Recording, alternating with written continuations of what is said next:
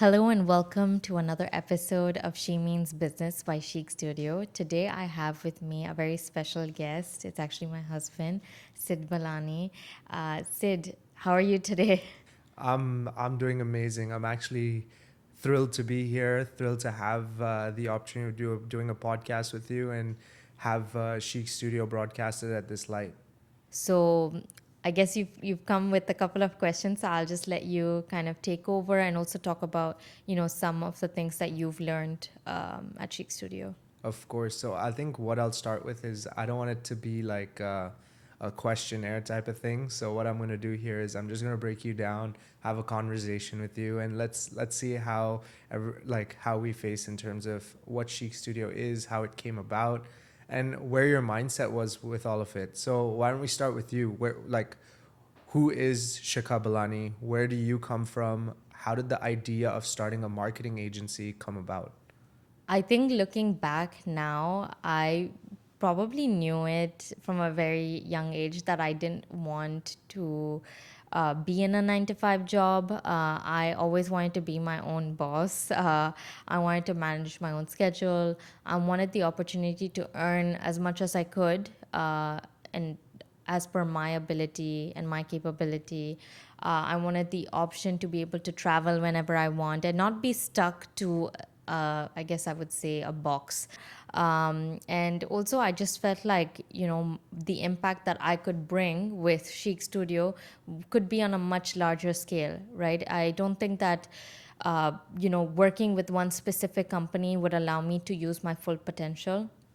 Whereas I feel like working with multiple companies as an agency owner allows me to really benefit and I guess grow and scale a lot of other companies to their full potential as well. So that's why I rebranded Chic Studio more as like a growth partner rather than just a regular agency. And I feel like we bring that skill and expertise in event marketing that I feel like nobody else does, at least here in the Middle East.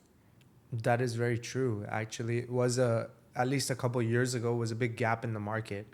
So before we get into like the nitty gritty of questions and going in depth with the Chic Studio life of business and how you handle everything, why don't we start with everyone finding out a little bit from you on your firsthand perspective of what Chic Studio is, what you do, and who you guys service.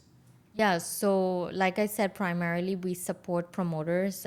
Usually we support promoters of large scales, but even like mid-sized scales, I would say, on selling out their events across the Middle East. So we've worked on shows with 500 capacity up to, I would say, even the 200,000 capacity. So probably like one of the biggest events that we've helped sell out is Coldplay, Wireless Festival, tournaments and championships like the PFL. We've also worked on a number of different musicals here, such as Hamilton, Mamma Mia, Les Miserables. And so on. So in terms of like the variety of events that we work with, it's quite large.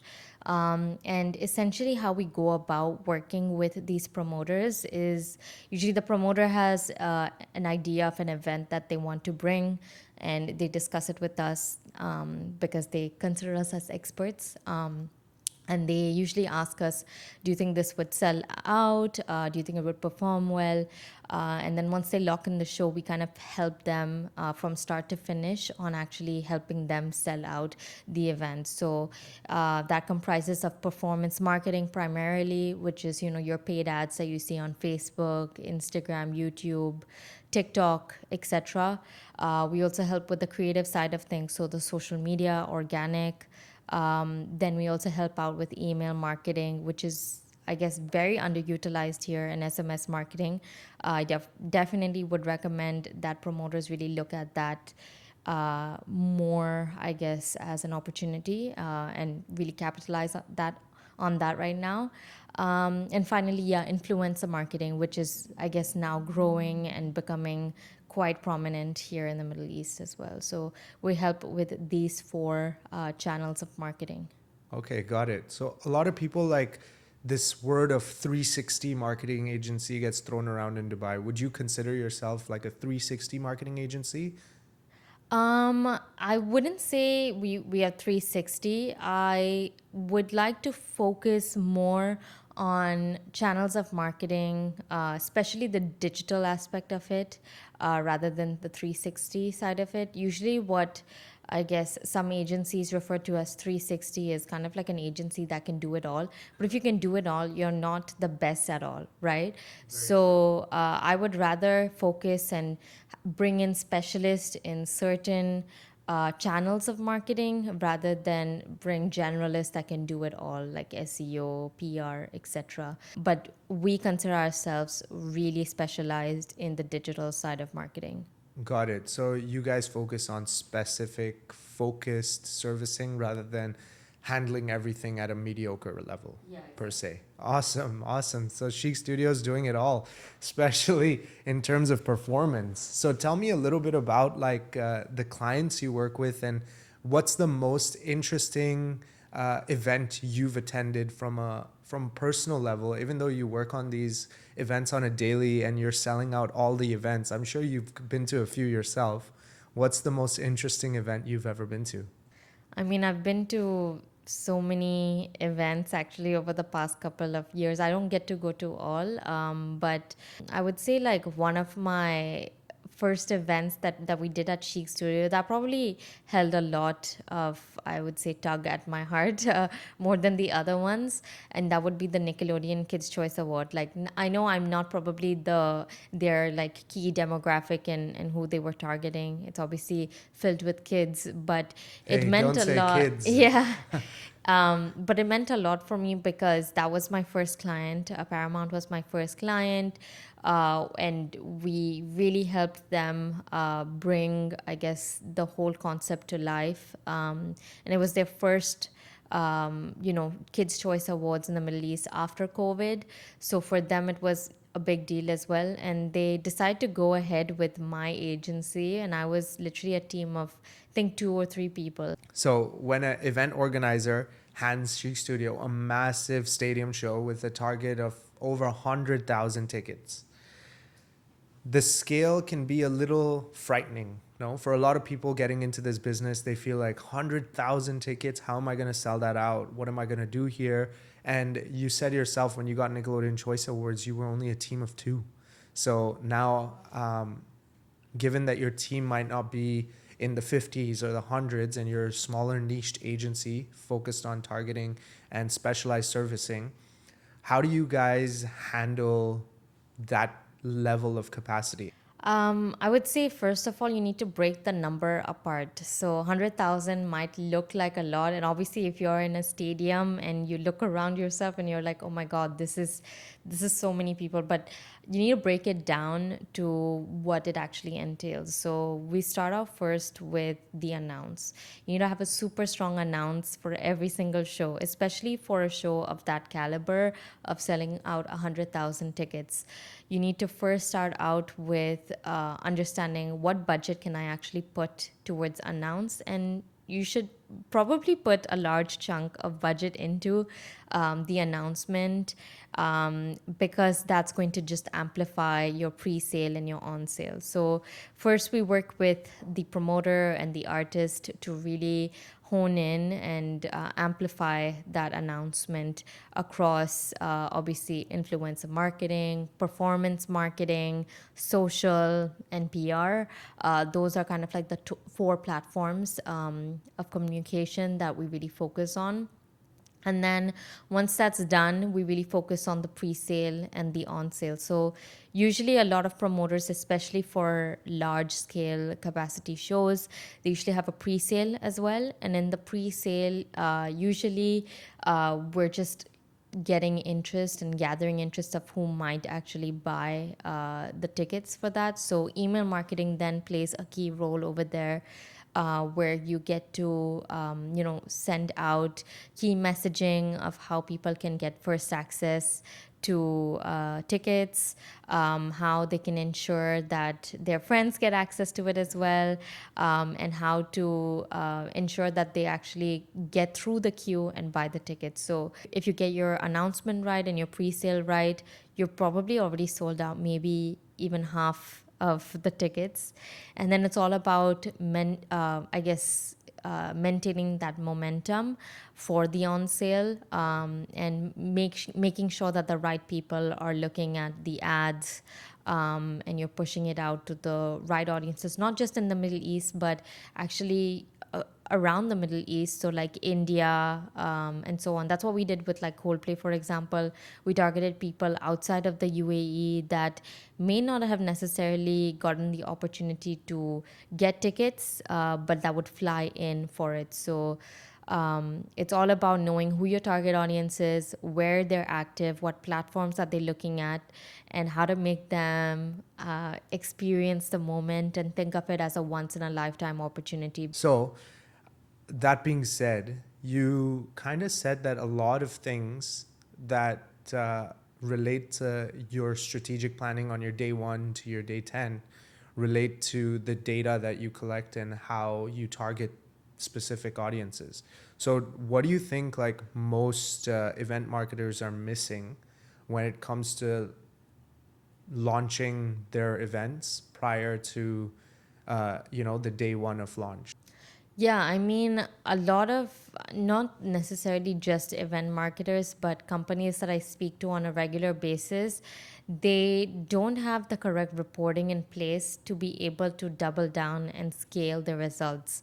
So they're So, not capturing data effectively. correct, All yeah. right. And how do they change that? So, I mean, the first thing that we look at, if we're just, I guess, focusing on performance marketing here, is that we have to make sure that we have correct access to GA, which is like Google Analytics, and also the pixel targeting. So that we understand the customer journey from when a person, I guess, goes onto a page, whether they're adding tickets to their cart to, I guess, checking out, or whether they're adding to the cart and then not checking out. So, how can we retarget them? If we don't have an understanding of the full customer journey, you're just throwing money at the wall and it's all wasted budget at the end of the day. So, going through and understanding the data is how you're going to maximize sales at the end of the day. Okay, got it. So, given that you were selling products before you were selling marketing services, what's the key difference between collecting data for and analyzing and shifting and adjusting your ads and your meta and everything that you do strategically for a product-based business versus a marketing-based business that's targeted towards services like events? I would say, I mean, Meta's changed a lot since then, but even with the product based businesses that we are working on with right now at Chic Studio, for product based businesses, it's all about the creative. So we're working more on ramping out and producing lots of different types of creatives, carousel, statics, videos, UGC, and just churning them out. And Meta's changed a lot. They're relying a lot on AI right now, especially in terms of targeting. But key metrics that we would still look at across the board would still be like CTR, so your click through rate, how many people actually clicking through from your ads to your website. And then also understanding the ROAS of the ads and the CPA, which is your cost per acquisition. For, I would say, the events industry, the number one thing that we look at is the number of impressions that we're getting per ad and the CPA that we're getting per ticket sold, for those event campaigns. Wow, we got really technical there. Some of it went over my head, but I tried to get it all. Hopefully, everyone understands a little bit more, gets a little in-depth understanding of how Chic Studio operates from the back end. So with events, a big thing in Dubai and actually around the world that I've noticed and heard is that tickets get sold on the last moment or in the last moment. But with you, I understand that not only do tickets sell on the last moment, they sell throughout the journey. So that being said, building hype throughout this process is one thing, but how do you keep that momentum going? You can build hype initially for a day or two, but how do you keep that momentum going for the whole journey and get everyone interested and excited for the event where they're not only purchasing at the end, but they're purchasing throughout that journey? It used to be a thing where events, especially in the Middle East, used to sell out quite late, and people used to only buy tickets at the last moment. However, I've seen gradually, like over the years, that's changed a lot, and people are buying tickets earlier on, closer to when they announce as well. I guess it depends how you amplify the announcement of the event, and also create that urgency that, there are limited tickets available, and there's a lot of hype. So to answer your question on how we kind of maintain that momentum in terms of ticket sales, that's essentially just, depending on how we allocate the budget. So especially during the summer months, for example, now we would slow down spending because we see a lot of expats actually travel abroad. So because of that, we would put a lot of the chunk of the budget during Q1 or Q3, Q4.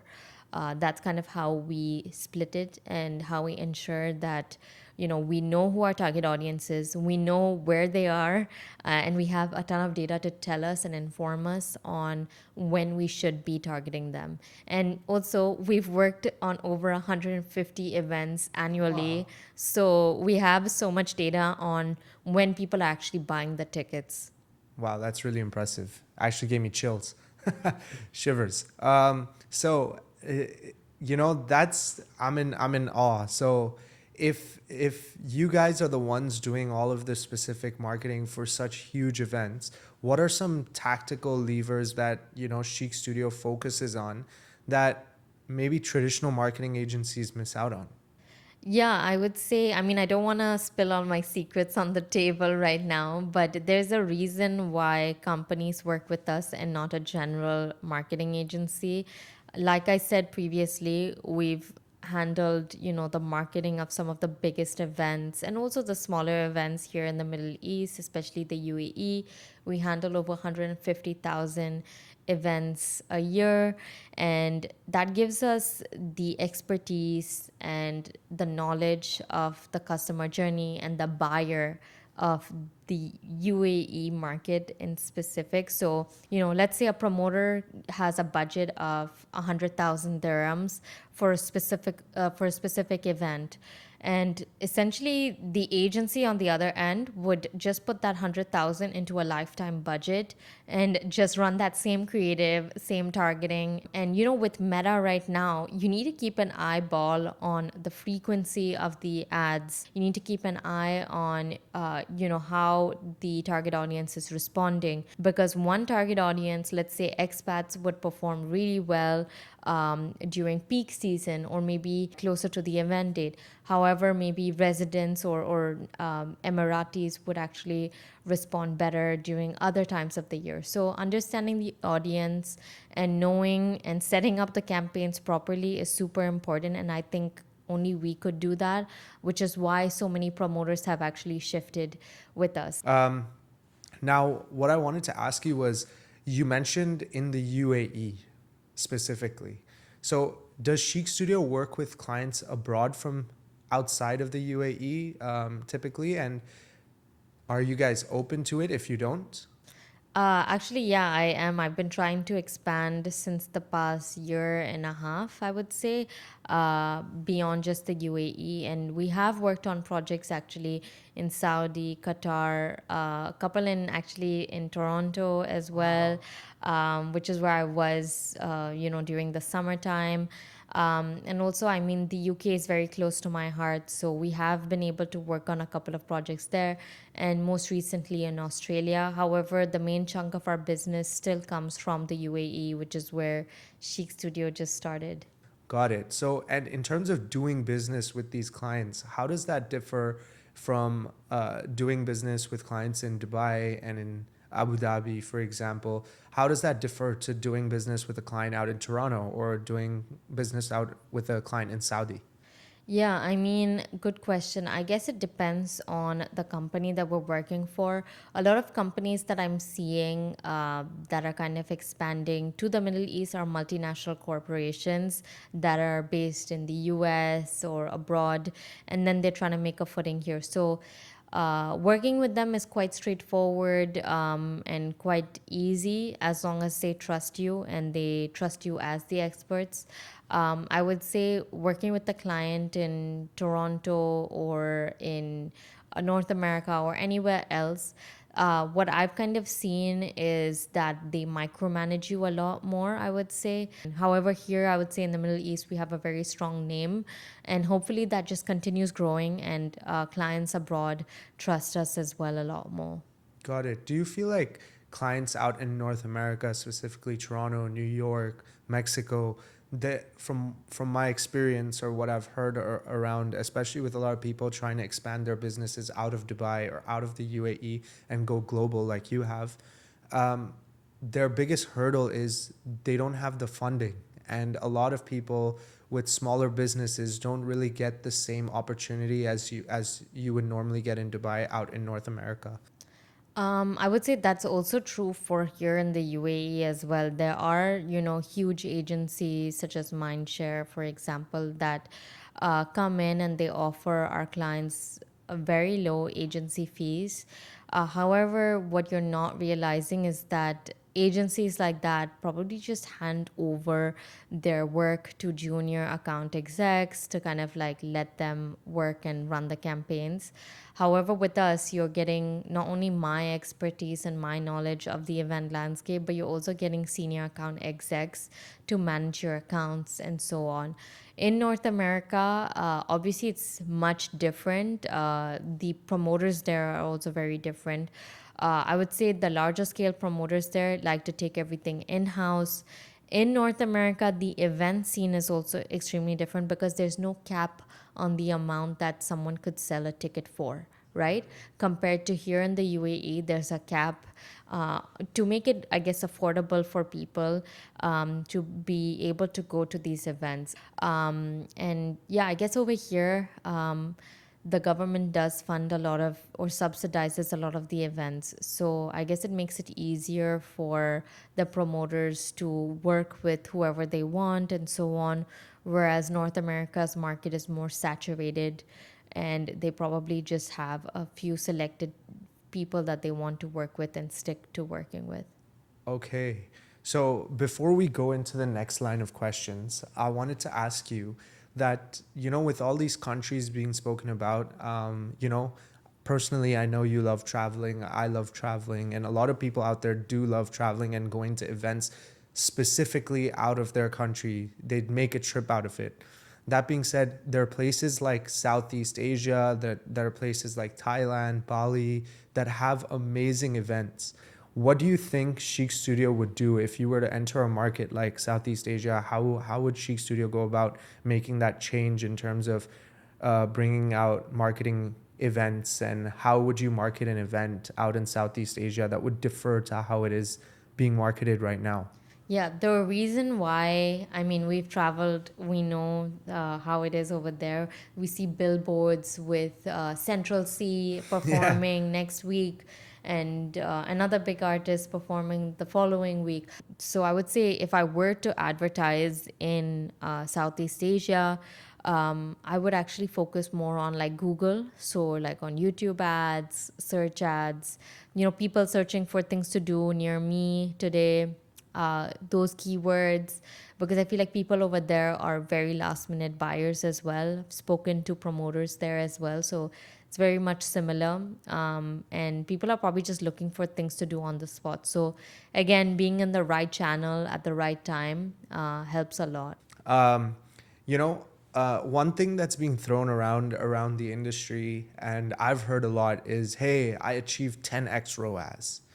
How do you feel about that? Like, do you feel like 10x ROAS is just being thrown around by everyone? Is it just an anomaly? Do only one in like 1,000 people get it, or does everyone actually get it? And if Chic Studio does get it, is it a consistent thing? And how have you built it out to be a consistent thing? Yeah, so I feel like throwing out numbers as, ROAS, for maybe those of you that don't know what it means. ROAS is your return on advertising spend, so your ROI, your return on investment. And before it used to be a bigger thing, and I also used to throw out the numbers that we've achieved X, Y, and Z ROAS. I mean, at that time we used to achieve 40x ROAS. 40x. Yeah, but That's a huge number. yeah, but I don't even use that in my marketing or even in my pitches anymore, because to me that doesn't mean anything. One day with Meta or with Google or whatever, you could achieve 40x ROAS, but the next day your account could slump. So it's all about consistency of what we can actually deliver. So I would rather use the term of we've sold out this in events, and this is how we can help you. It's more about what you can do and how you can support someone on a longer term, rather than just, you know, saying that you can deliver a certain number, or a certain result. Okay, wow. So you're saying, oh, sorry, I'm still focused on the 40x. Yeah, no, I completely get it. I do know why people throw out those numbers because, like me, you said 40x, and it's immediately where my attention went to. So, how do you feel Dubai is unique from every other country, and why did you choose to start here? I mean, I started like my business here in Dubai because it was, I guess, easy for me to start it. The UAE has so many different benefits, not just tax related, but also the ease of starting a business and being in a place where everybody's just open to network and open to have a coffee chat with you. Got it. Okay, so that's on a personal level. That's why you chose to start Chic Studio here. Now let's focus more on an event level. What do you think is unique about the event space out here in Dubai? The event space here is just growing and growing every single year. Musicals weren't even a thing a couple of years back, but now it's becoming super popular here. I won't be surprised if the type of events, like for example, large scale festivals, continue to increase. But yeah, I think it's definitely interesting from a B2B promoter's perspective. Okay, got it. All right. So then the last thing I have for you is if there's a little girl, a little boy out there watching, and they're listening to this podcast right now and they aspire to be you, what advice would you give that little girl or that little boy to achieve what you have today and to reach the levels you have? It's interesting. Like, I mean, I've posted a lot on social media. I mean, now I've had over 200,000 people on each platform listening to what I have to say, like especially on TikTok, Instagram, and I get a ton of messages from people just asking me, how can you help me, or how do I get to where you are at? And honestly, the only thing that I constantly tell them is understanding and growing your skills. If you don't stop learning, that will benefit you the most. Always upskill yourself on new things that are happening, and also just have a vision board, or have a list of where you want to be at the end of the year. Break it down piece by piece of how you will be able to get there. Awesome. This has been an amazing podcast. I hope a lot of people have gotten a lot of, knowledge out of it as I have. Now, last thing is that camera, that camera, that camera. If there's a promoter watching right now and they're looking at Chic Studio for their future, what does Shika, the founder, have to say to them? I mean, what I want to say is that I hope you've learned a lot about what Chic Studio has had to offer a lot of our different clients. And if you're struggling, or if you don't know why your tickets aren't selling out recently, or you're looking to take a risk, then risk it with us, and I'm sure you won't be disappointed. Like I tell a lot of my clients, let us prove you wrong. Amazing. Thank you, everyone. Thank you for listening. And thank you, Shika, for coming on this podcast. Thank you so much. And guys, we actually have our podcast on Spotify and YouTube. And make sure to subscribe on both of those platforms so you stay updated, and follow our Instagram, Chic Studio Marketing, for more marketing advice and tips.